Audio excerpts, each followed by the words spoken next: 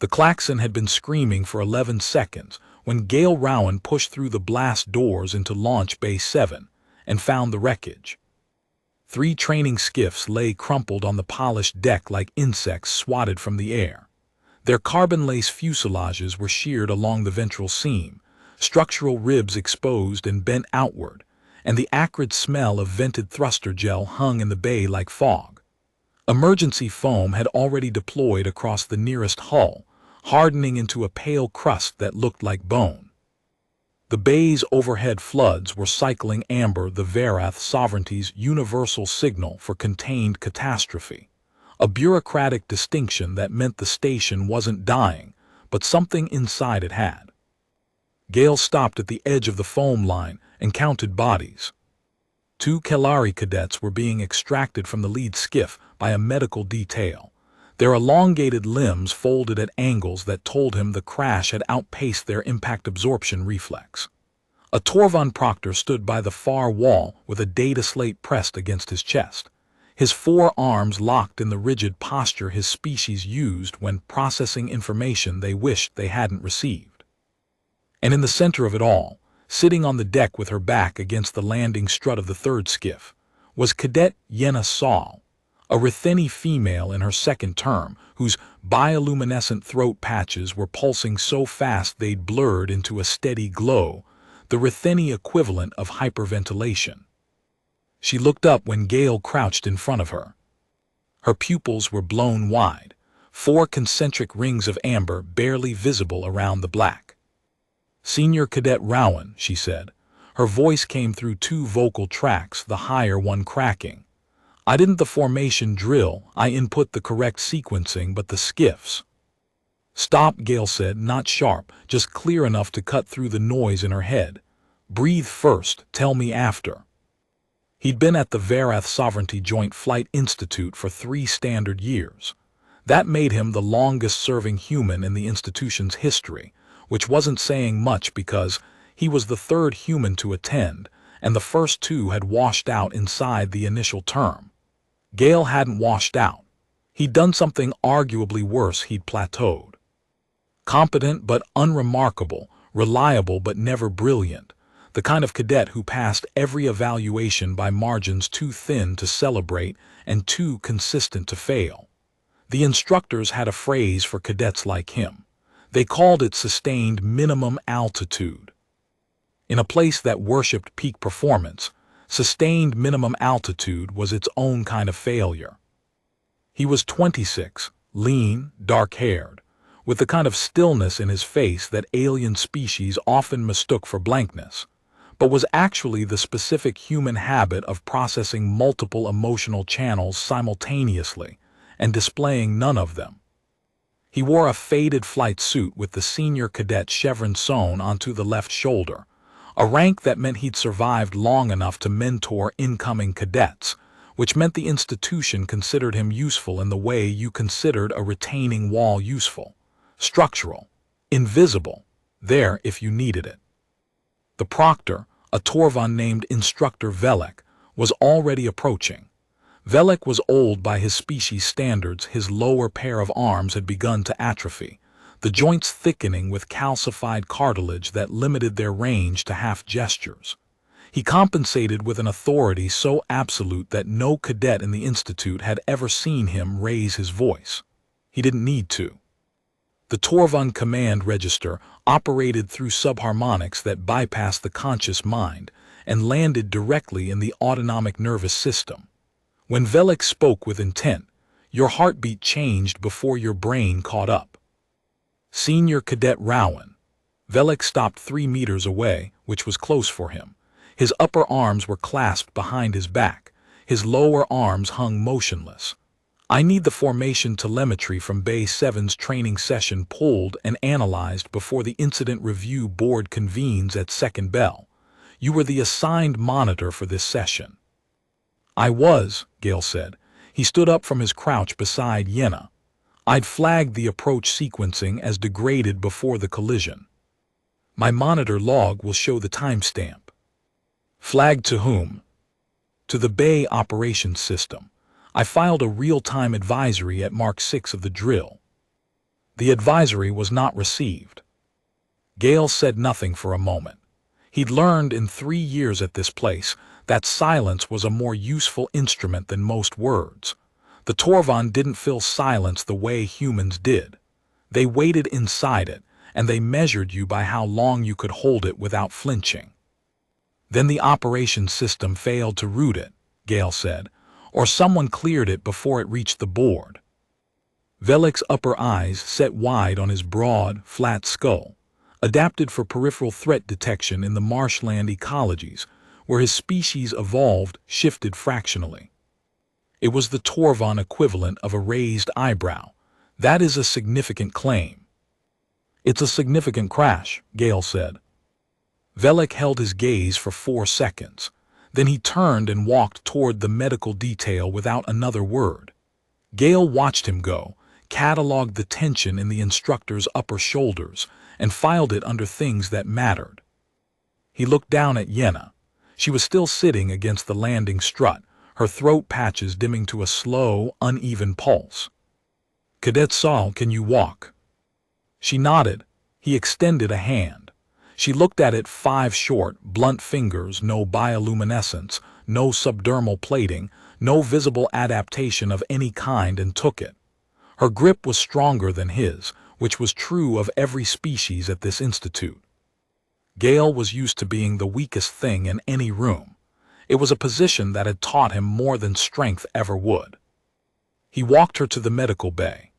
The Kelari medical officer on duty, a tall female with silver-blue skin and hands that moved with the practiced economy of someone who treated 1,000 training injuries, took one look at Yenna and pulled a bioscanner from the wall mount.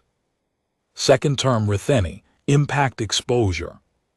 Proximity, not direct, Gale said. She was in the 3rd skiff. It didn't take the primary collision, but the lateral shear caught her cockpit frame. The medical officer ran the scanner over Yenna's torso and limbs. No structural damage. Soft tissue compression along the right lateral axis, consistent with restraint loading. Her bioluminescent response is elevated but trending down. She looked at Gale with the professional detachment that medical officers in military academies cultivated like a skill. "You can leave her with me." "Cadet Saul," Gale said. Yenna looked up. "Whatever the review board decides, you did what you were trained to do. Remember that." She didn't answer. Her throat patches flickered once, a dim, uncertain pulse that could have been acknowledgement or fear or something between the two that the Ritheni probably had a word for and humans didn't. Gale filed it away. He'd been filing things away for 3 years. The cabinet was getting full. He walked back down the corridor toward the flight bays. The station's lighting had shifted from emergency amber to standard operational white, which meant the administration had formally downgraded the incident from active emergency to review pending. The corridor was busier now, cadets in flight suits moving between modules, a cluster of Torvon junior instructors conferring in low subharmonic registers that Gale's translator rendered as a faint buzz. Several glanced at him as he passed. He was accustomed to being noticed without being seen. The human was a curiosity, not a concern. He stopped at the junction that led to the operations level and thought about what he knew. 3 skiffs, 1 formation drill, 1 collision that shouldn't have happened. Yenna Saul was a second-term cadet with consistent simulator scores and no history of input errors. The formation drill she'd been assigned was a standard triangular convergence pattern, one of the simplest multi-ship exercises in the first-year syllabus, designed to teach spatial awareness and timing. The margin for error was generous. The flight assist systems were supposed to prevent exactly the kind of convergence that had occurred, which meant either the pilot had made an error so fundamental that the flight assist couldn't compensate, or the flight assist hadn't been there to compensate at all. Gale turned left toward the maintenance tier. Then he went back to the data. The Varath Sovereignty Joint Flight Institute occupied the upper tiers of a station called Heron Plateau, a disc-shaped orbital platform the size of a small city that hung in geosynchronous lock above the gas giant Varath 4. The institute had been training military flight officers for the sovereignty for 180 standard years. Its graduates commanded every major fleet element in the sovereignty's order of battle. Its attrition rate was 44%. Its reputation was, by design, merciless. Gale had not come here to be a pilot. He'd come because the Earth Diplomatic Corps had negotiated 4 training slots at sovereignty military academies as part of humanity's provisional membership package, and the Flight Institute was the only one that hadn't explicitly rejected the human application. The other 3 had cited species biological incompatibility, which was a polite way of saying humans were too small, too slow, and too fragile to survive their curricula. The Flight Institute had accepted him because flying didn't require mass. It required spatial reasoning, reaction speed, and the ability to make decisions under compound stress, and the admissions board, to their credit, had read the human cognitive performance data without bias. What they hadn't anticipated was that Gale Rowan, while possessing all the cognitive prerequisites for elite flight training, had a specific limitation that 3 years of sovereignty evaluation metrics had failed to quantify. He flew safe. Not well, not brilliantly, not with the instinctive aggression that separated the top-tier graduates from the merely competent. He flew the way a man walked across a frozen lake, deliberate, careful, always aware of the ice beneath him. His simulation scores were consistently in the 65th to 70th percentile. His risk tolerance index, a metric the Torvan had developed to measure a pilot's willingness to commit to high-consequence maneuvers, was the lowest in his cohort. Not the lowest in his year. The lowest in his cohort of 712 cadets across all species. The flight assessors had a graph for it. His curve was a flat line where everyone else's was a slope climbing toward the zone the Torvan called committed engagement. The note in his file, written by a flight assessor he'd never met, read, "Technically proficient, psychologically constrained, recommends sustained mentoring role, unlikely to progress to fleet-ready status." Gale had read the note. He hadn't argued with it. He'd accepted the mentoring assignment and spent the last year and a half helping younger cadets survive their first terms, teaching them the approach vectors the simulators didn't cover. The maintenance shortcuts that kept a training skiff airworthy when the quartermaster's office was 12 days behind on parts. The unwritten rules of a Torvan-designed institution that no human had been there long enough to codify before him. He was good at mentoring. He was good at the invisible work. He was also, by any metric the Institute cared about, a cautionary tale the human who came to flight school and never flew. What nobody at the Institute knew, because Gale had never told them, was why. The telemetry data from Bay 7's crash drill was stored on the Institute's Central Operations Array, a crystal lattice processing core mounted in the station's administrative spine, 6 levels above the flight bays. Gale took the lift, badged through 2 security checkpoints with his senior cadet credentials, and arrived at the operations suite to find it locked. Not locked in the standard sense, the door was sealed with a priority access cipher that required instructor-level authorization. Senior cadets didn't have instructor-level access. The door's hollow display showed a single line of text in Sovereignty Standard: Telemetry, Quarantined Incident Review Board Jurisdiction. The crash had happened 47 minutes ago. The review board was convening at second bell, which was 4 hours away. Someone had quarantined the telemetry data in between, which meant someone with instructor access had decided the data needed to be locked down before anyone could look at it. Gale stared at the door for 10 seconds. Then he turned around, walked back to the lift, descended past the flight bays to the maintenance tier, and entered the skiff repair hangar through the service corridor he'd mapped during his first term. The repair hangar was staffed by Moriki, a squat, broad-skulled species with industrial-grade pattern recognition and hands that could strip a thruster assembly to component parts in 4 minutes. The lead technician, a Moriki named Das, looked up from a disassembled navigation array and blinked all 6 of her eyes at him in sequence, top to bottom, which was her species' resting expression of mild acknowledgement. "Rowan, you're not scheduled. I need to look at the skiffs from the Bay 7 collision, specifically the guidance packages." Das set down her calibration probe. "Those skiffs are flagged for the review board. The airframes are flagged. The guidance packages are maintenance jurisdiction until the board formally requisitions them. That usually takes 6 hours after convening. I know the protocol better than you do." She studied him. "Why do you want the guidance packages?" "Because 3 skiffs crashed in a standard formation drill, and the pilot I was mentoring swears she input the correct sequencing. If she's right, the problem is in the hardware. If she's wrong, the problem is in her training, and that's my problem." Das held his gaze for a moment. The Moriki were the one species at the Institute that Gale had consistently gotten along with, and the reason was simple.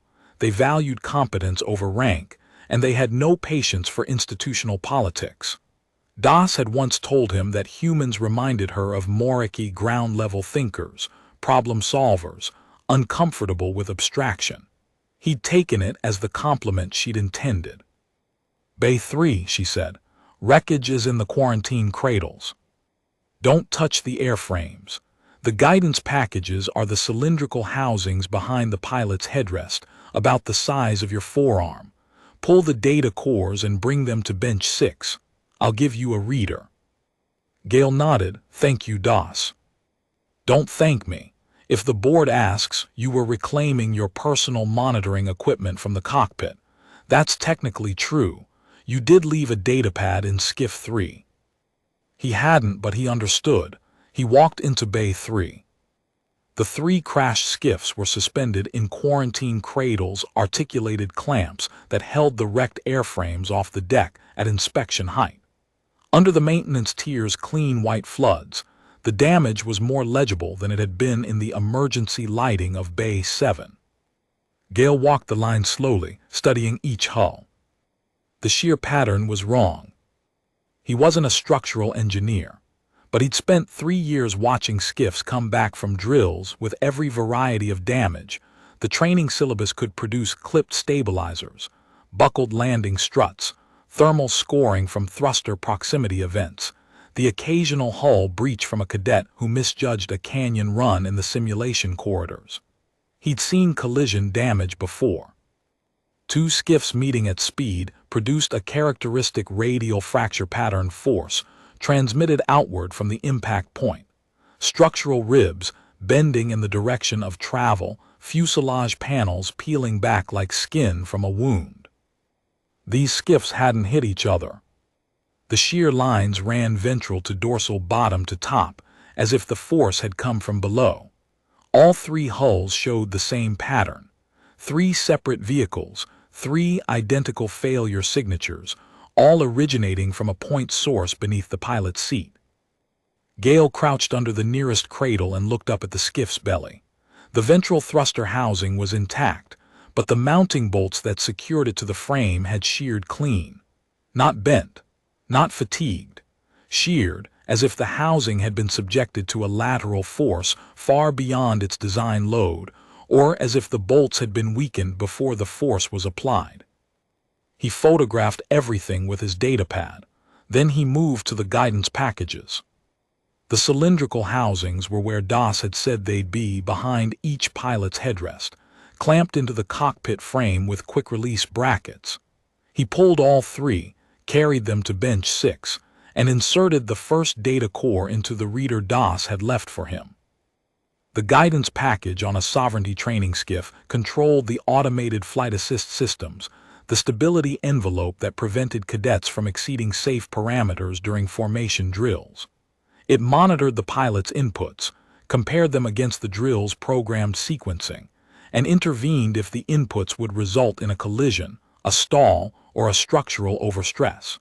It was, in essence, a safety net. The data core from Skiff 1 told him the safety net had been turned off. Not failed. Not malfunctioned. The flight assist override had been toggled to manual 12 seconds before the collision silently, without any cockpit indication to the pilot, and without logging the change through the standard operations channel. The override command carried an authorization code. Gale copied it to his datapad and checked the second core. Same override. Same timestamp offset 12 seconds before impact. Same authorization code. Third core, identical.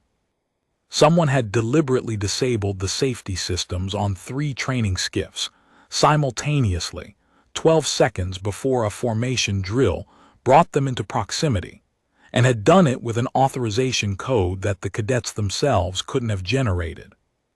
Gale sat on the bench for a long time.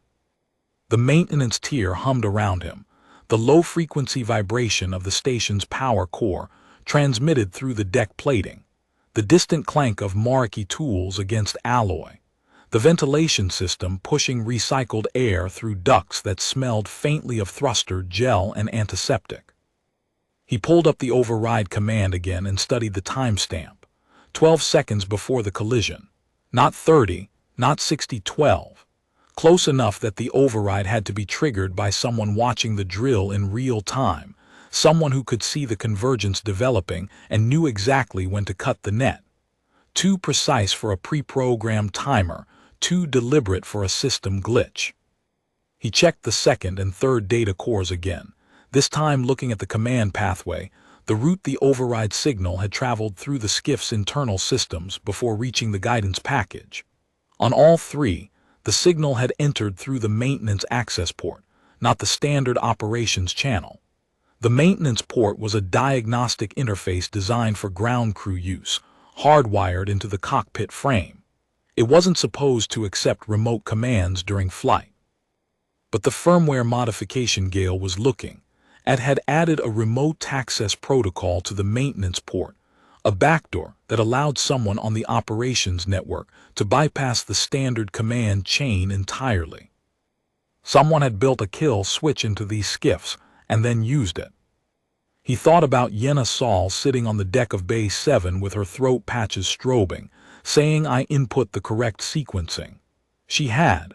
The system had betrayed her. He thought about the quarantine telemetry, locked down 47 minutes after the crash by someone with instructor access. He thought about the authorization code on the override command. Then he picked up his datapad and went to find out whose code it was. The authorization code was formatted in Sovereignty standard cryptographic notation, a 16-character alphanumeric string with a species identifier prefix and a rank suffix. The prefix was TV, which designated Torvon. The suffix was I3, which in the Sovereignty's rank structure corresponded to Senior Instructor, 3rd grade. There were 9 senior instructors, 3rd grade, at the Verath Joint Flight Institute. 3 were Torvon. Gale didn't have access to the personnel database that would match the code to a name, but he had something the database couldn't provide. 3 years of watching the Institute's hierarchy operate from a position low enough to see the machinery beneath the ceremony. He knew that Instructor Velek was Senior Instructor, 1st grade too high a rank for the I3 suffix. He knew that Instructor Mahran, the Torvon who ran the Atmospheric Combat Module, was 2nd grade and had been on leave for 6 standard days. That left 2 possibilities. Instructor Kass, who supervised the simulation corridors, and Instructor Davril, who managed the Flight Bay Operations Network, the same network through which Gale's real-time advisory had been filed and apparently had vanished. He walked the maintenance tier's corridors back toward the main lift, turning the authorization code over in his mind. The corridors down here were narrower than the ones on the upper levels built for function, not display, with exposed conduit runs and deck plating scored by decades of heavy equipment traffic. The air smelled of thruster coolant and the particular metallic tang of Marquee lubricant. Gale had always liked the maintenance tier. It was the one place on the station where the Sovereignty's obsession with hierarchy gave way to the blunt democracy of broken things. Down here, a bolt was either tight or it wasn't, and no amount of rank could change the answer. He passed 2 Moriki technicians recalibrating a structural scanner. One of them, a junior tech whose name patch read Havrin, glanced at him with 3 of her 6 eyes, the other 3 still tracking her calibration display. "Rowan, word is there's an incident review at second bell." "There is. Word is also that Das gave you her bench. She doesn't give anyone her bench." "I brought her a problem. She gave me a tool." Havrin's mouth did the compressed thing that passed for a Moriki grin. "She does that. Be careful with what you build." Gale nodded and kept walking. He climbed 2 levels to the cadet common area, checked the time 2 hours and 40 minutes until second bell, and sat in the commissary with a cup of the protein drink the Institute provided to species whose metabolisms couldn't process the standard sovereignty rations. It tasted like warm chalk with a faintly metallic finish, and he'd been drinking it for 3 years. He didn't notice the taste anymore. He noticed the way Instructor Davril walked past the commissary entrance at precisely the time he always did a Torvan in his middle years, broad across the shoulders, his lower arms still fully functional, his gait carrying the particular rigidity of a man who believed routine was a form of control. Davril had supervised Bay 7's operations for the past 2 terms. Every training drill that launched from that bay ran through his operations board. Every flight assist system, every safety override, every telemetry log passed through his jurisdiction. Gale finished his drink and walked to the cadet records office. The records office was staffed by a single Celerin clerk, a small, quick-eyed species that processed administrative data with a precision that bordered on the obsessive. The clerk's name was Tavin, and she had helped Gale navigate the Institute's bureaucracy more times than either of them would admit. "I need to pull the maintenance logs for the Bay 7 training skiffs," Gale said. "Service history, specifically any work orders filed in the last 30 days. Tavin's secondary eyelids flickered the Celerin thinking expression. "Those skiffs are under review board jurisdiction. The maintenance logs aren't. They're administrative records. I'm a senior cadet filing a mentoring incident report on Cadet Sol, and I need the equipment history to document whether the training platform she was assigned met operational standards." Tavin studied him. "That's a technically valid request. I've found that technically valid requests are the only kind this institution respects." She almost smiled. Celerin didn't smile, their facial muscles weren't structured for it, but the secondary eyelids did a rapid flutter that served the same social function. She pulled the logs. The maintenance history for the 3 Bay 7 skiffs showed routine servicing at standard intervals. Thruster calibration, hull integrity checks, avionics diagnostics, all signed off by maintenance personnel with Moriki service codes. But buried in the sequence, 14 days ago, was a single entry that didn't match the pattern. A guidance package firmware update, applied simultaneously to all 3 skiffs, authorized by an operations-level code. The code was the same 16-character string from the override command. Gale copied the entry. "Tavin, one more thing. Is there a log of who accessed the telemetry quarantine this morning?" "Access logs are administrative records," she said carefully. "I can tell you that the quarantine was initiated at Mark 47 post-incident by an operations-level authorization." "Same code." She looked at her screen. Her secondary eyelids went still. "Same code." Gale nodded. He thanked her, walked out of the records office, and stood in the corridor for a full minute, feeling the weight of what he'd found settle into the space behind his ribs where certainty lived. Someone, almost certainly Instructor Davril, had modified the guidance packages on 3 training skiffs 2 weeks ago, had used his authorization to disable their safety systems during a live drill, and had then quarantined the telemetry data to prevent anyone from seeing the override before the review board could frame the incident as pilot error. The question was why. And the answer, Gale suspected, was already in the data he hadn't found yet. He went back to DOS. The Mariki technician was elbow-deep in a thruster manifold when he entered, and she didn't look up. "You found something." It wasn't a question. DOS had spent 40 years reading the body language of every species that walked through her repair hangar. She could tell whether a pilot had a good flight or a bad one before they climbed out of the cockpit. "I need to ask you something," Gale said, "off the record." "I'm a maintenance technician. Nothing I say is on the record. That's why they put us 6 levels below everyone else." Has Instructor Deathworld ever ordered modifications to training skiffs outside the standard maintenance cycle? Das pulled her arms out of the manifold. She wiped her hands on a cloth that was already black with lubricant. All 6 eyes locked on him. "Sit down, Rowan." He sat on the edge of the bench. Das was quiet for a long enough that the ambient noise of the hangar filled the space between them, the clank and hiss and hum of a place where things were built and fixed and understood. "Deathworld has been running unauthorized firmware patches through my bay for the better part of a year," she said finally.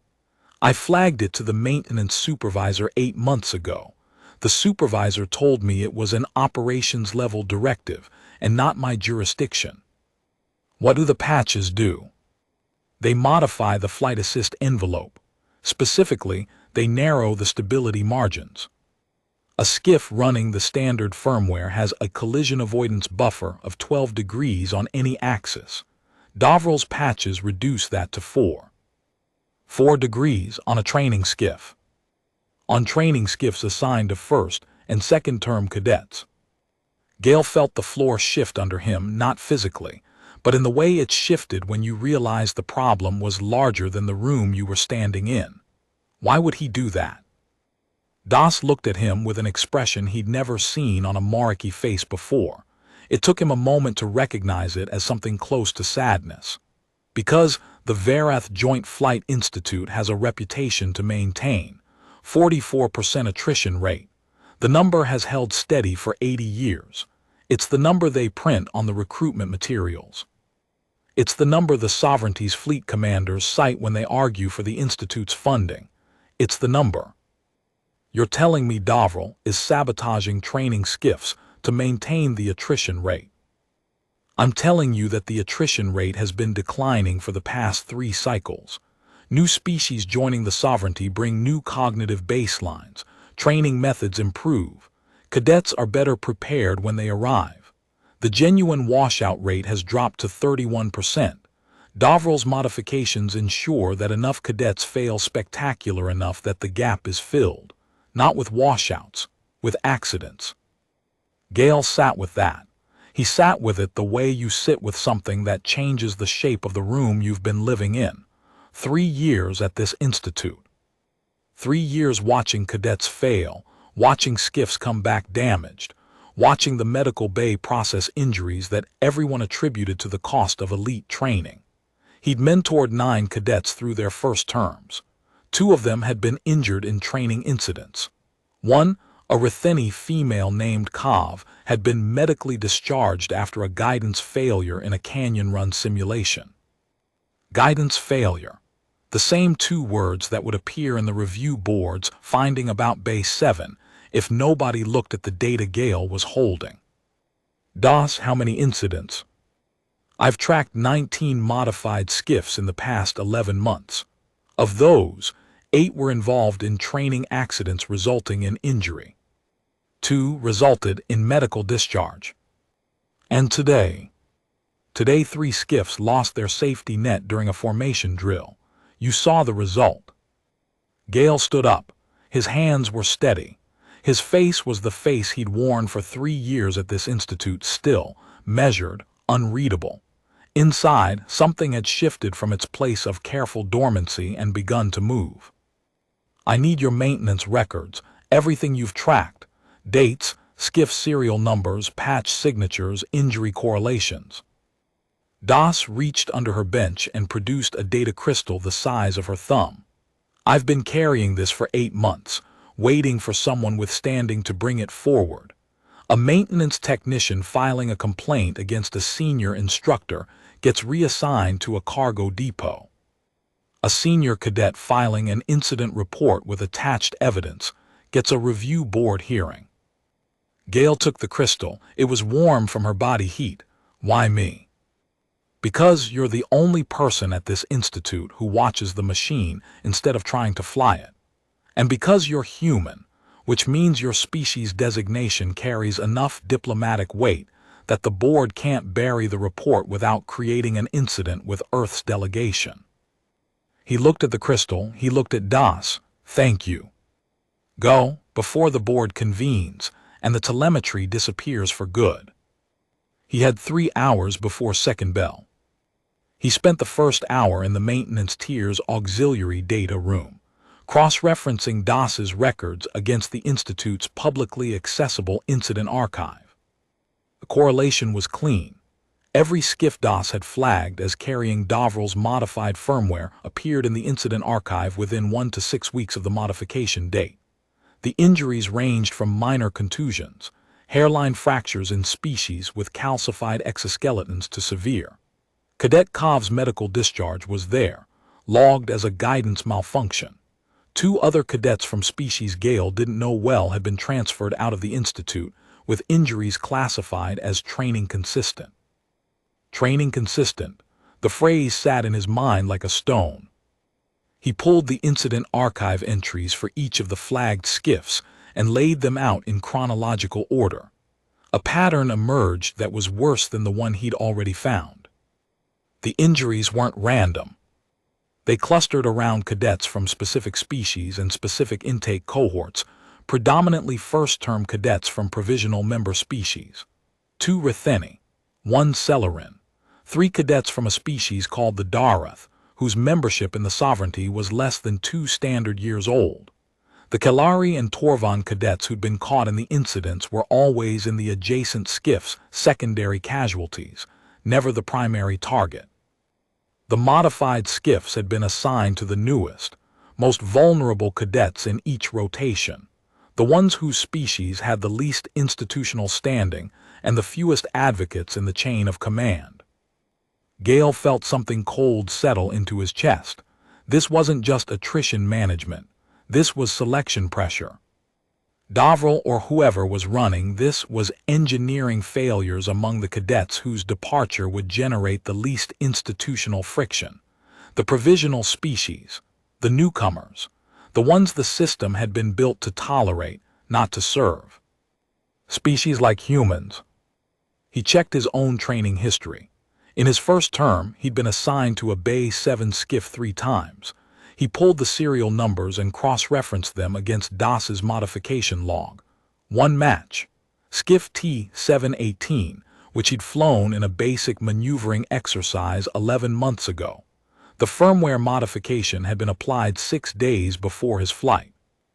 The modification hadn't resulted in an incident because the exercise had been low intensity, a solo maneuvering pattern with no proximity component. The safety override wouldn't have triggered because there'd been nothing to collide with. Luck again. He spent the second hour writing the incident report. He wrote it in Sovereignty Standard, using the formal evidentiary format the review board required: assertion, evidence chain, supporting documentation, recommended action. He attached the guidance package data cores, DAS's maintenance crystal, the records office logs showing the authorization code, and his own monitor log with the time-stamped advisory that had been filed and never received. The report was clean, it was factual, it did not editorialize. It presented a chain of evidence that led from deathworld's authorization code to the firmware modification, to the disabled safety systems, to the crash in Bay 7. And it documented a pattern of similar incidents spanning 11 months.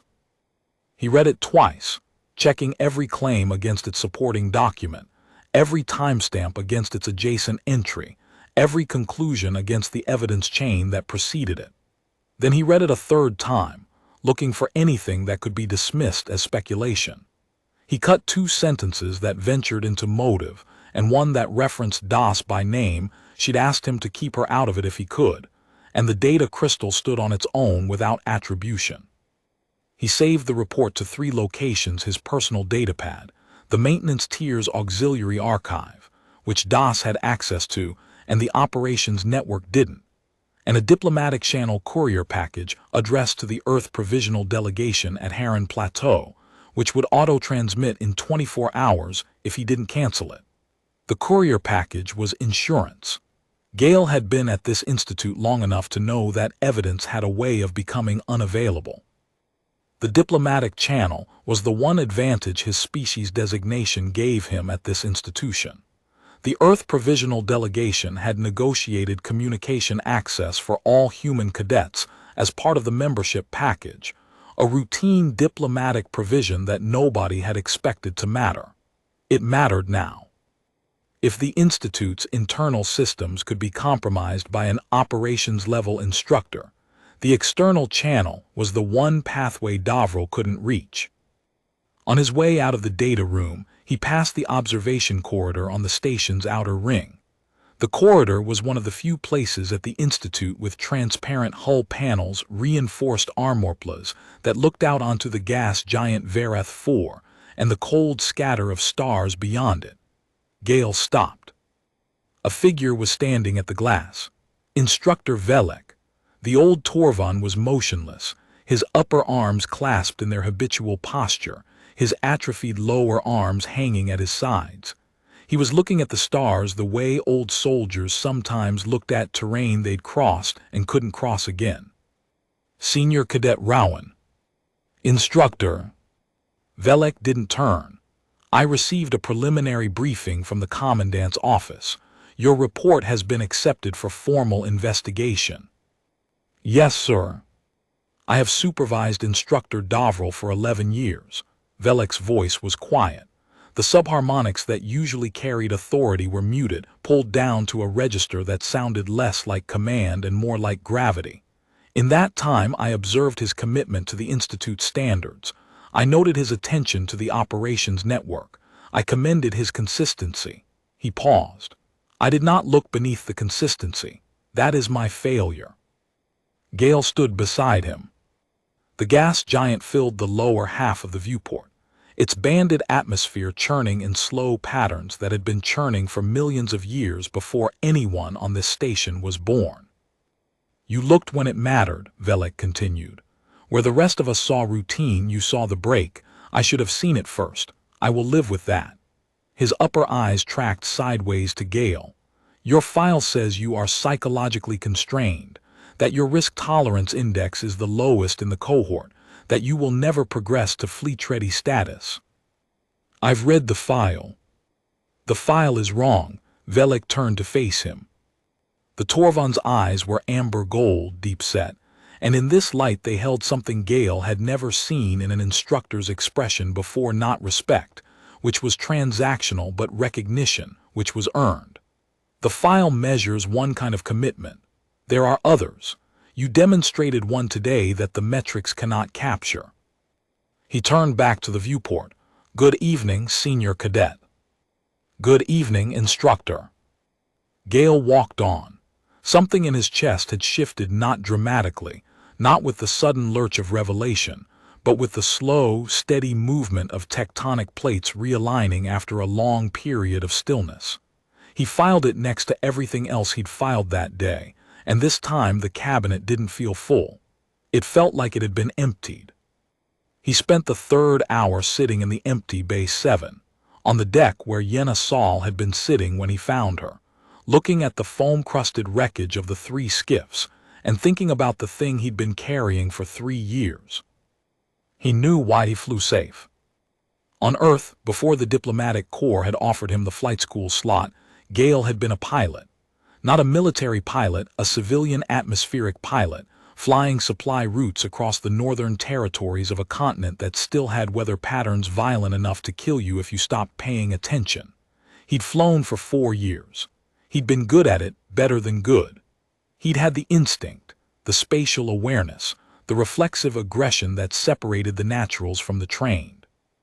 His flight school instructor back on Earth had called him a born stick, which was the highest compliment a pilot could receive in a culture that worshipped controlled recklessness.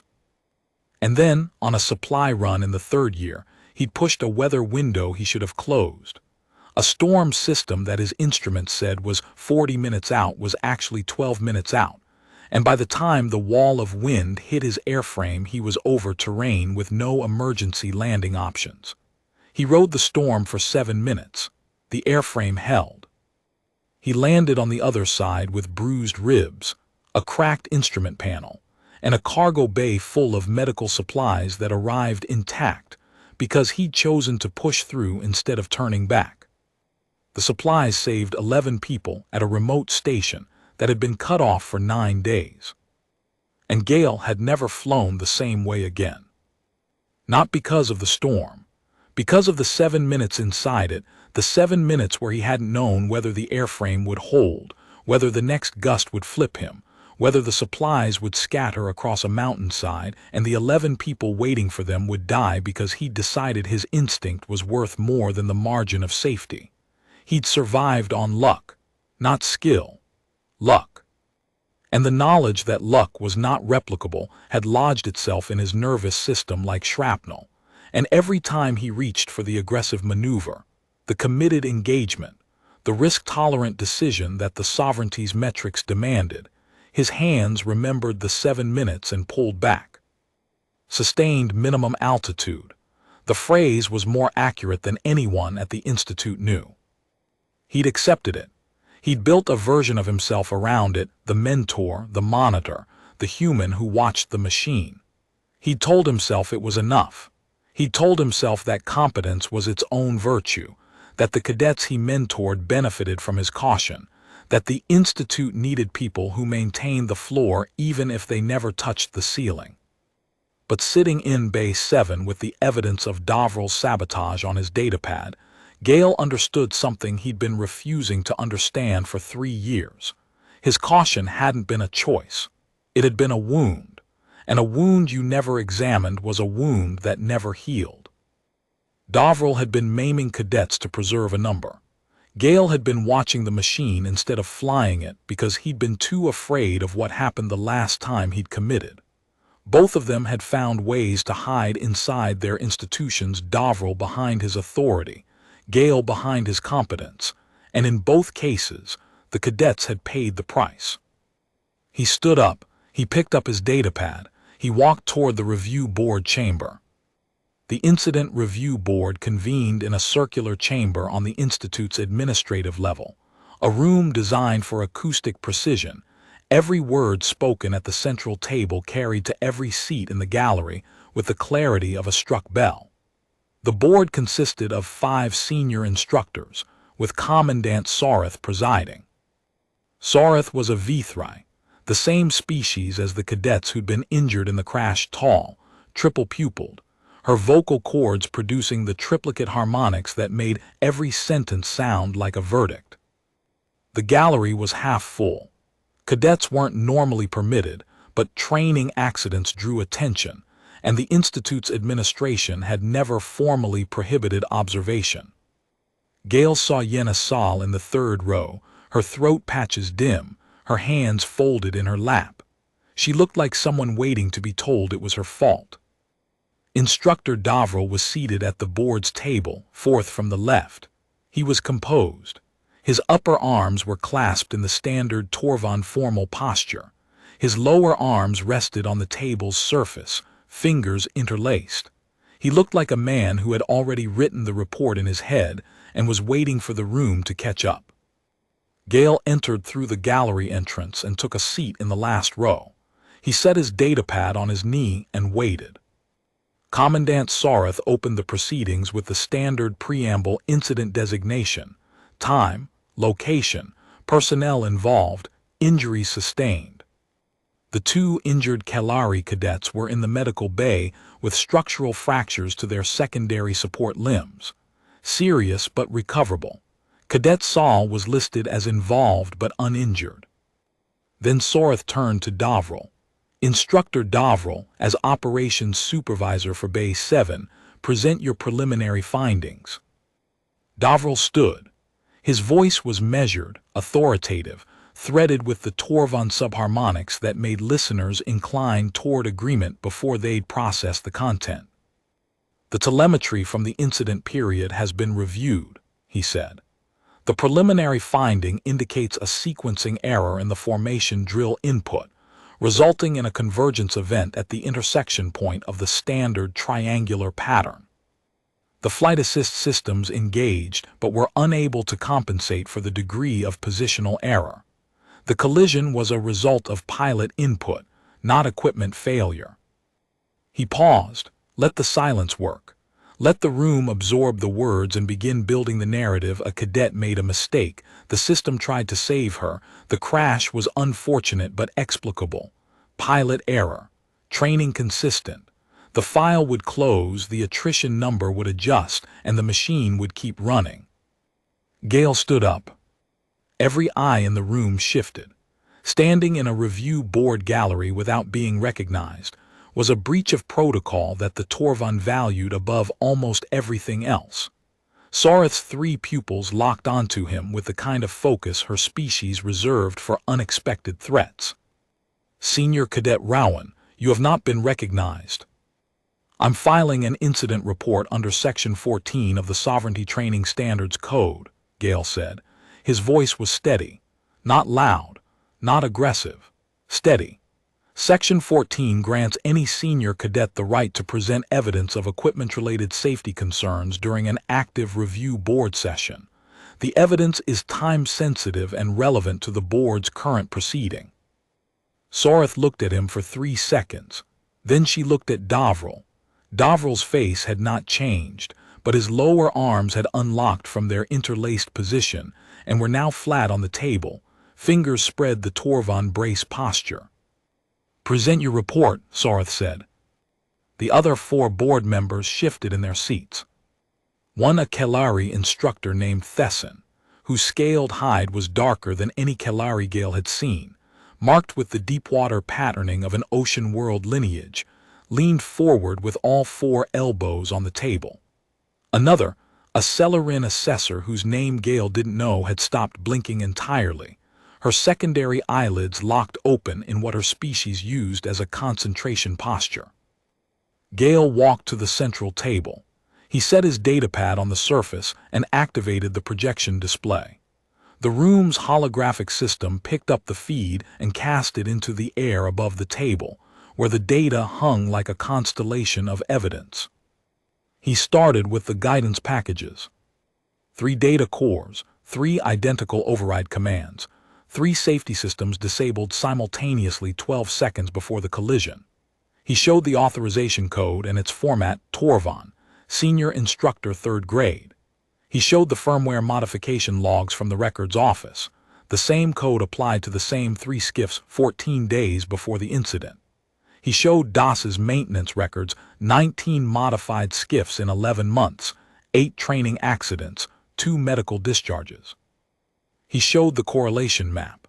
Modification dates on the left, incident dates on the right, connected by lines that formed a pattern so clean it looked deliberate because it was deliberate. Then he showed the final piece, the species distribution. He'd organized it into a simple table: species of affected cadets, their membership tier in the sovereignty, the date their species had joined. The pattern was undeniable: provisional members, recent admissions, the cadets with the least institutional weight and the fewest defenders. The modifications were not applied uniformly, Gale said. The skiffs assigned to cadets from established sovereignty species receive standard firmware. The skiffs assigned to cadets from provisional and recently admitted species received the modified firmware. 8 of the 8 training accidents I've documented involved cadets from species admitted to the sovereignty within the last 5 standard years. Instructor Thesson's scaled jaw tightened. Her species had been a provisional member once, a long time ago. She would have understood the implications before anyone else in the room. In the gallery, Yenna Saul's throat patches had gone completely dark, the Ritheni response to information so large It overwhelmed the luminescent system entirely. The Retheni had joined the Sovereignty 18 months ago. She was exactly the kind of cadet the modified skiffs were aimed at. The room was silent, not the productive silence of a Torvon processing information, the silence of a room that had understood something it couldn't unknow. Gale didn't look at Davril, he looked at Soreth. The crash in Bay 7 was not caused by pilot error, he said. Cadet Saul's sequencing input was correct. The flight assist safety systems that should have prevented the collision were manually disabled using an operations-level authorization code, and the telemetry that would have shown this was quarantined before the board convened using the same code. This is not an isolated incident. The evidence shows a systematic pattern of guidance package modification on training skiffs assigned to junior cadets, resulting in predictable equipment failures during high-stress drills. He stopped, the data hung in the air, he let it speak for itself. Commandant Soreth looked at the projection for a long time, then she looked at Davril. Instructor Davril, respond. Davril was still seated. His upper arms were still clasped behind his back. His lower arms were still flat on the table. But something had changed in his posture, a settling, a compression, the kind of stillness that a Torvon adopted when the ground beneath them had shifted, and they were recalculating their center of gravity. The modifications to the guidance packages were authorized as part of an advanced training protocol designed to reduce cadet reliance on automated safety systems, Davril said. His voice was still measured, still threaded with subharmonics, but the harmonics had shifted down a register that Gale had learned over 3 years was the Torvon sound of a man defending a position he no longer believed in. The Sovereignty's fleet operates in environments where automated systems fail. Cadets who cannot fly without assistance are cadets who will die in combat. The cadets were not informed of the modifications, Gale said. Advanced training protocols are not disclosed to trainees.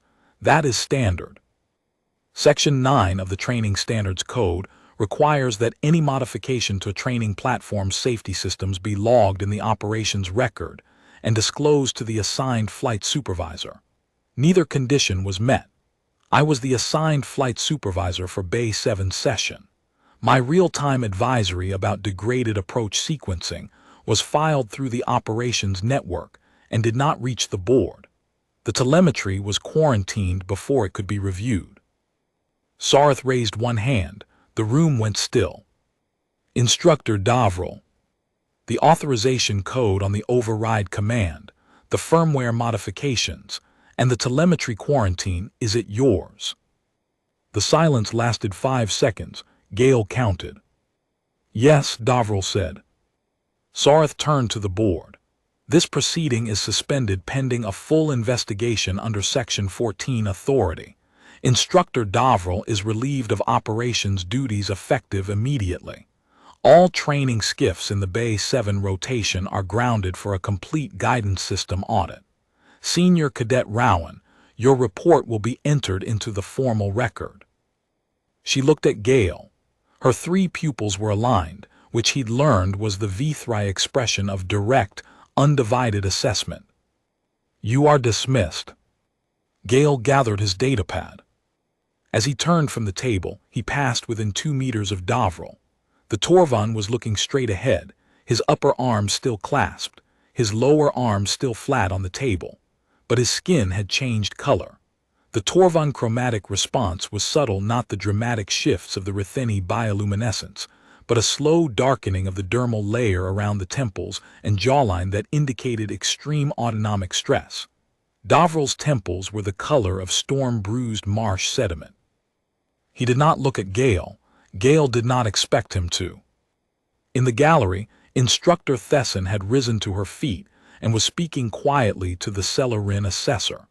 Cadets who'd been watching from the upper rows were filing out in near silence. One of them, a young Dareth cadet whose species Gale recognized from the incident logs, stopped at the end of the gallery row and looked at Gale with an expression that was difficult to read across species lines, but that communicated something close to the thing humans called recognition. Gale nodded once and walked past. Gale walked out of the chamber. The corridor outside was empty.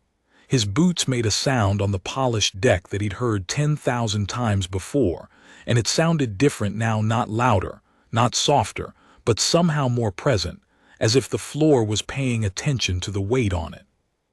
He found Yenna Saul waiting by the lift.